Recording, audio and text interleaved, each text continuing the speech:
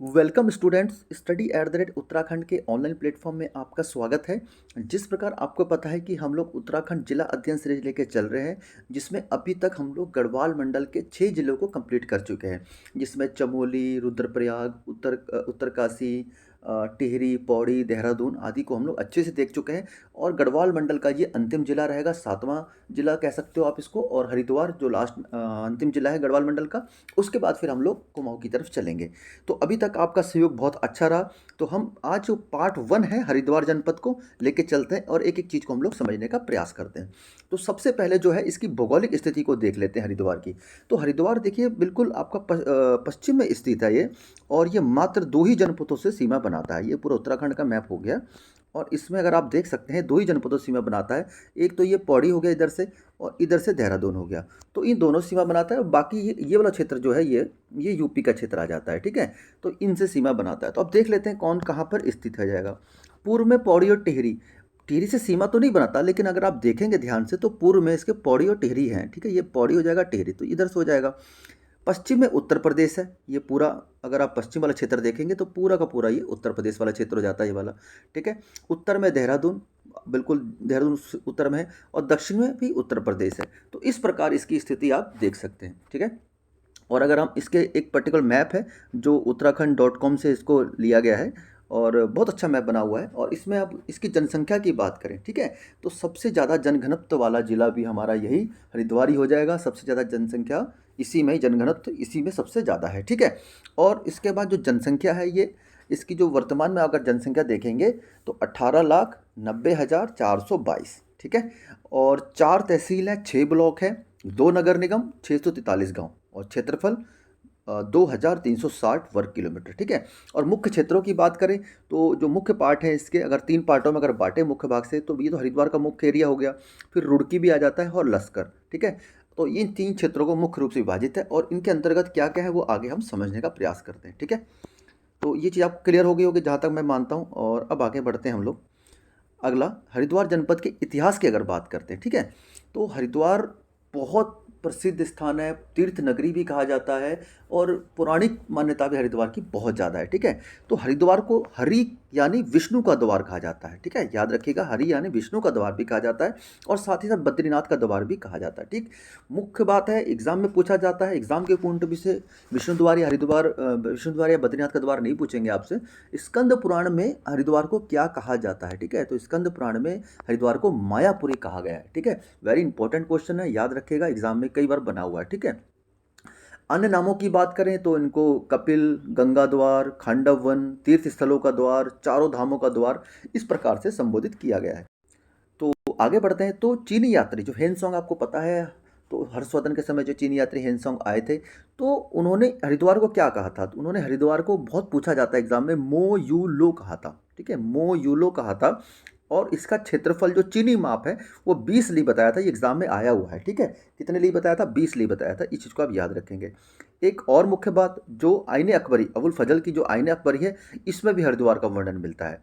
और जहांगीर के शासनकाल में एक यूरोपीय यात्री टॉम कारियट आए थे, और हरिद्वार आए थे। उन्होंने हरिद्वार को शिव की राजधानी कहा था, ठीक है। तो एग्जाम इतना ही पूछा जा सकता है कि जहांगीर के शासनकाल में यूरोपीय यात्री हरिद्वार का जो भ्रमण किया था उनका नाम क्या है, तो वो है टॉम कारियट, ठीक है। इस चीज़ को याद रखेंगे। तो और आगे बढ़ते हैं कुछ। उसके बाद महात्मा गांधी का भी बहुत ज़्यादा जुड़ाव है इससे, हरिद्वार से बहुत ज़्यादा मान्यता थे। सबसे पहले ये उन्होंने जो उत्तराखंड की यात्रा करी वो हरिद्वार की यात्रा करी थी। 1915 में पहली बार ये हरिद्वार की यात्रा करी थी, ठीक है। फिर बार बार वो आते रहे, फिर कुमाऊं की भी यात्रा करी उन्होंने, ठीक है।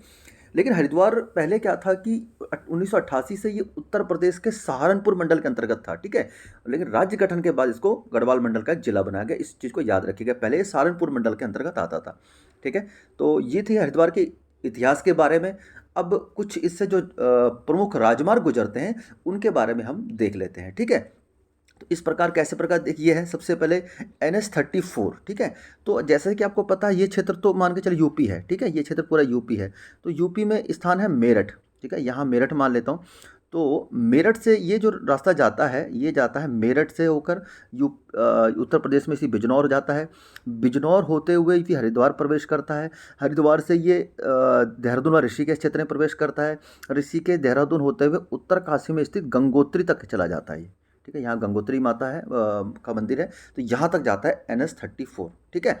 और दूसरा आपका एक क्षेत्र आता है, एक पुरकाजी क्षेत्र है यहाँ पर यूपी में, ठीक है।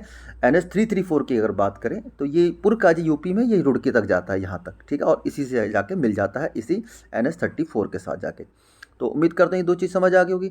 इसी प्रकार एक जो NH-344 है, ये सहारनपुर से आता है, ठीक है, सहारनपुर, ये अम्बाला सहारनपुर रास्ता पकड़ता है और ये भी रुड़की में आके मिलता है, ये 344 हो गया, ठीक है। तो मेन जो हाईवे है वो है NH-34, जो आपका मेरठ से चलते हुए बिजनौर होते हुए हरिद्वार देहरादून होके उत्तरकाशी और सीधा गंगोत्री तक पहुंच जाता है, ठीक है। तो ये थे राजमार्ग, जो मैं आपको पहले बता चुका हूँ। राजमार्गों का अलग से वीडियो कवर करेंगे, लेकिन जिला वाइज भी हम लोग राजमार्गों को देख रहे हैं ताकि आपको आराम से समझ आ जाए, ठीक है।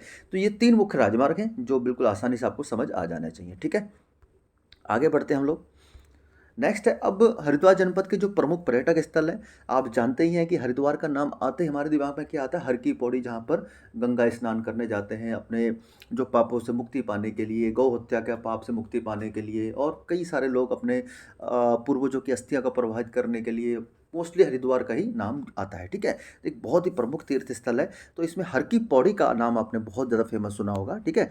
हर की पौड़ी बेसिकली क्या है, हर की पौड़ी मतलब भगवान विष्णु के चरण, ठीक है, भगवान विष्णु के चरण है।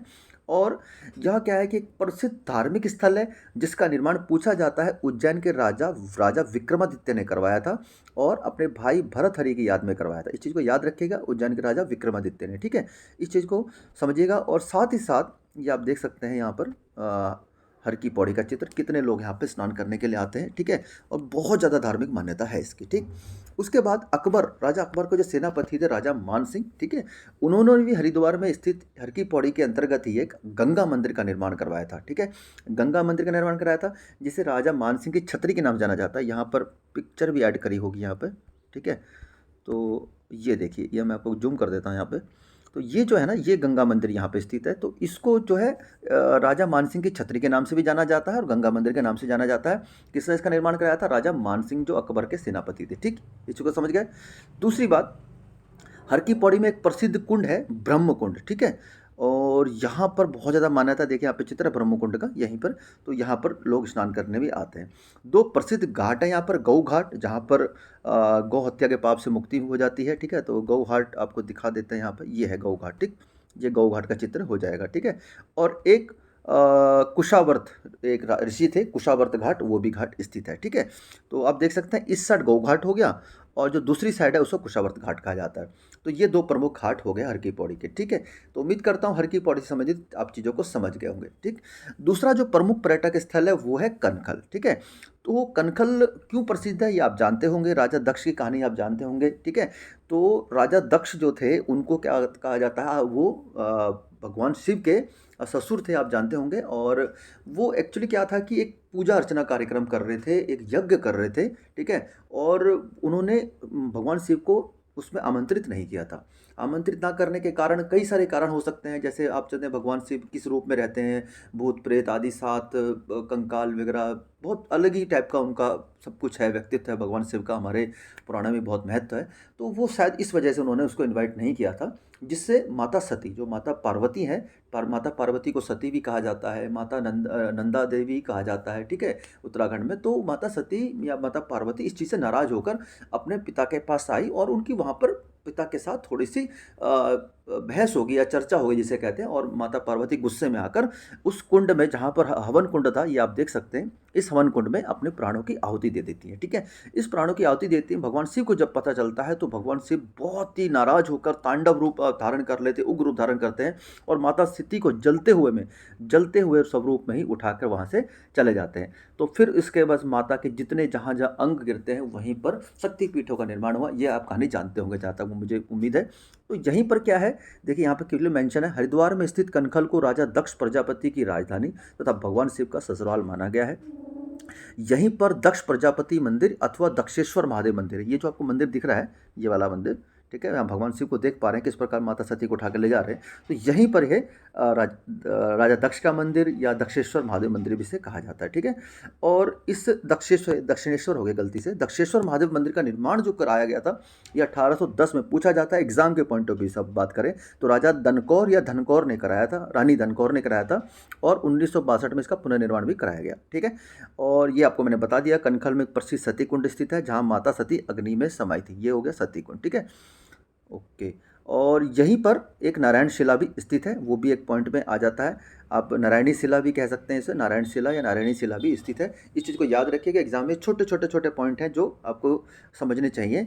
और उम्मीद करता हूँ ये जो कनखल का महत्व है आप पिक्चर के माध्यम से अच्छे से समझ गए होंगे, और इसको आप नहीं भूलेंगे, क्योंकि हमारा जो महत्व है वो जो फोकस है वो चाह रहे हैं कि हम लोग किस तरीके से आपके दिमाग में पिक्चर फिट करी जाए, क्योंकि हम लोग एग्ज़ाम में ना बहुत सारी चीज़ें याद कर पाते हैं, ताकि कुछ चीज़ें याद रख पाते हैं, कुछ नहीं रख पाते, लेकिन जो हमारे दिमाग में पिक्चर बनी होती है ना उसको हम एग्ज़ाम में आ जाती याद हमें, ठीक है।